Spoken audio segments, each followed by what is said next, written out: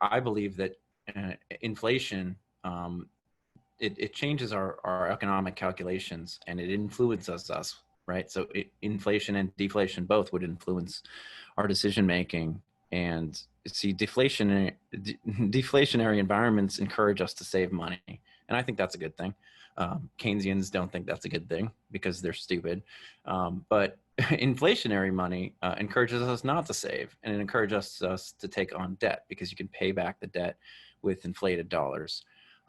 So, I mean, without going through each one of those that you mentioned, I think that a hard supplied money, a money that would more accurately reflect the value of things by being unchanging in supply, right? There's this concept of a ruler, and the money is really just a ruler. Money isn't wealth itself, right? It's just pieces of paper, or it's just yellow rocks, or it's just little, digital UTXOs. So it's not wealth, but what it is an accounting system, a ledger for the wealth in the world. And the value that it accrues is through the network effects of other people using that same ledger to to represent wealth, right, as a unit of account.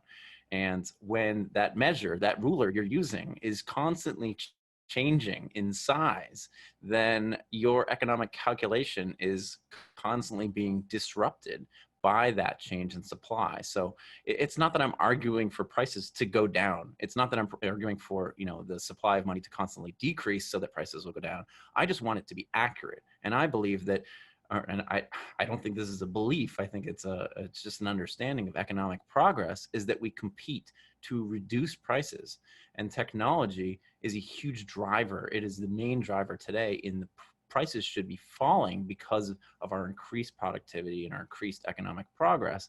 And yet the Federal Reserve has ensured that prices rise by a rule, right? Their goal, their targeting of, they quote stable prices. What they really mean is increasing prices. That doesn't matter how much quicker we are getting better at making things, and getting better at performing services, that prices will always rise in aggregate because of these stupid stable price targets. We should have falling price targets. We shouldn't have price targets at all. We should just have a money system that accurately reflects that. So just to not briefly answer your question, I think embracing a monetary supply that's hard would more accurately allow people to make economic calculations.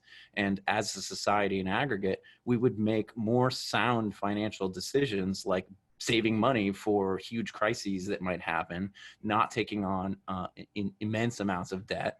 The list goes on.